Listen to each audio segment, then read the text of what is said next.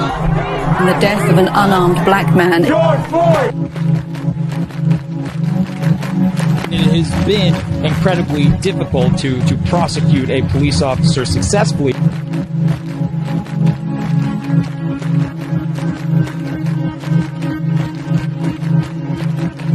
I'm here because I'm sick and tired of seeing black men and women be killed and nothing be done about it.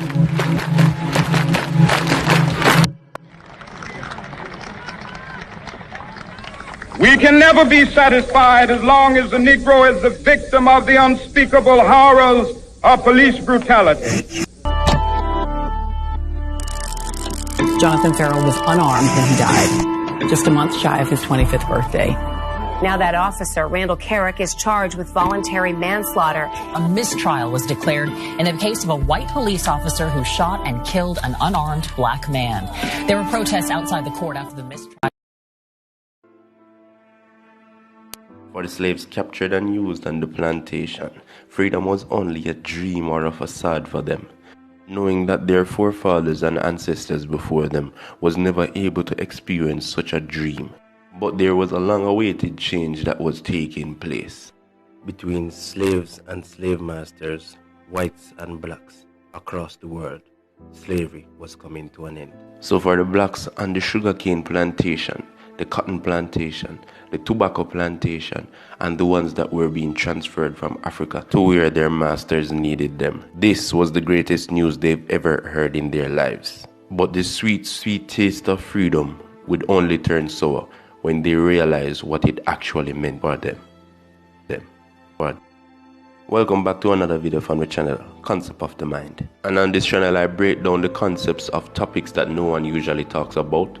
So if you're interested in something like that, please consider subscribing, liking this video, and sharing it to the people you know. When the slaves on the plantation heard about this new coming freedom, they dreamt of the lives that they could live on their own, thinking that the whites who are their former slave masters would allow them to live such a life. Imagine you were enslaved all your life, born into slavery, and then suddenly you heard about freedom. You think about the life you could live, having your own family, working a good job, and taking care of them and transcending your religious beliefs and culture down through generations to come.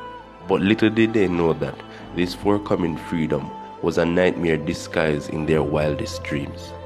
But there's something about slaves that might not sound as good to us now in this day and age because of our morals and our stance in life, and that is, slaves were the best things to ever happen to plantation owners. Some perks about having a slave in those times were slaves were all around, they didn't have any rights, and they were easily disposable based on the master's mind. So just imagine if you build a lifestyle with these thinkings, knowing that at any given point in time, you can tell them to do whatever you want, however you want, and if they disobey, you can easily dispose of them. This was something that wasn't ready to come out of these slave masters' minds and their behaviors. So it was easy for them to group together and come in with another plan, which could easily allow them to have the slaves for a much longer time without actually doing anything for them. This plan was called the apprenticeship. The Emancipation Proclamation was read on August 1st, 1834. And at this time there was a lot of singing and dancing coming from slaves, and their children would dance and look up to the air. They would celebrate to be freed people, but not free citizens, because while they were no longer slaves, they were never actually free. Now there was a new hurdle for these slaves, or should say, freed people. This hurdle was called the apprenticeship. Slave masters didn't really want to let go of their slaves, so they came up with a way how they could mandatorily allow them to work. This was the apprenticeship. They would still keep their slaves, but their slaves, or should say freed people, would have 2 days off, and instead of working the 12 and 18 hours per day, they would now work an 8-hour per day and decide when and where they would like to get their day offs and go to. Slave masters didn't like this, so they tried to sabotage all of this with a lot of different things. Not feeding them properly, still trying to work them over the 8 hours, still not wanting to give them their day offs. But this only lasts for 4 years. They abused this system, the apprenticeship.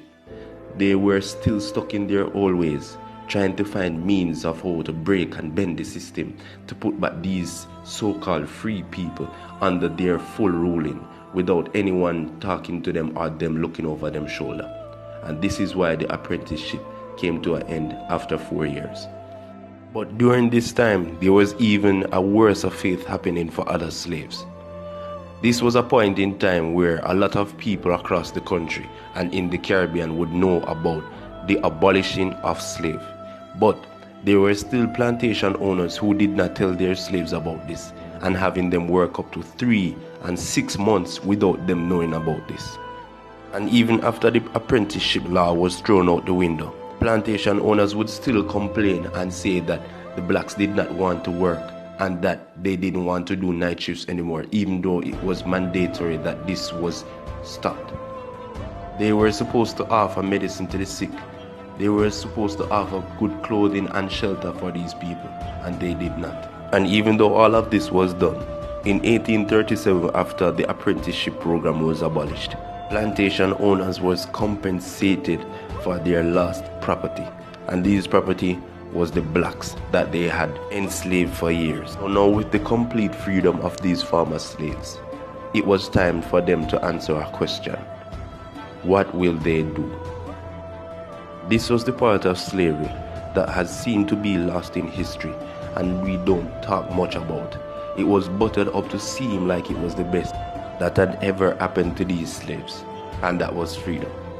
But a sudden freedom like this would cause a chaos amongst the world. Plantation owners who did not know how to farm for themselves, freed slaves who mostly don't know how to survive on their own, and paying the plantation owners for their loss instead of paying the slaves who had nothing, no land, food, or shelter for themselves. But this was a harsh reality that was just beginning to unfold. The abolishment of slavery has caused millions of blacks to die right across the world from disease and starvation. One of the reasons why this was so terrible is because slavery within itself was a hard life. A slave would be lucky if he lived 9 years after being captured and brought on the plantation. But those 9 years started to seem like a lifetime, because these slaves that were free would die off in weeks, months, and even years after they were freed from the plantation. In America, there were camps that were set up to aid in the survival of these slaves. But these slaves were often neglected by the Union soldiers. And when they faced this form of neglect, they had no food or shelter for themselves, and they would often die off from diseases that were rampant in the country, like smallpox and cholera. And even a point in time, it was said that slaves were immune to these diseases, and people would offer them frontline jobs only to see them die. But an interview done with a former slave in an article said that the slaves who had died from disease were the lucky ones. How did you consider this lucky?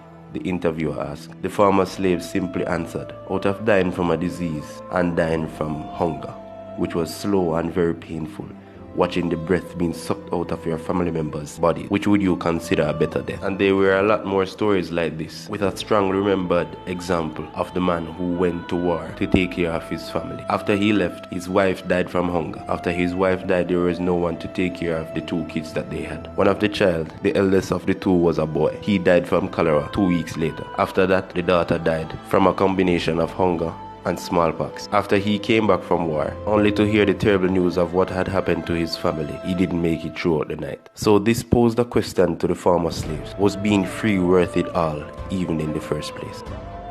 Even after all of this, some of the slaves weren't broken-spirited, believing that they could make a change in the societies that they live. They were trying to create villages, go into schools to try to be literate. You would see grandfathers, grandsons, and fathers of the kids, all in one classroom, trying to make a better life for themselves. They would also turn out to become doctors, preachers, lawyers, and try to put their ways into institutions which the white man had honed for themselves. So what do you believe? The sacrifices of freedom was worth it, or it wasn't? Let me know in the comment section down below. This was a Concept of the Mind original. Thank you for watching.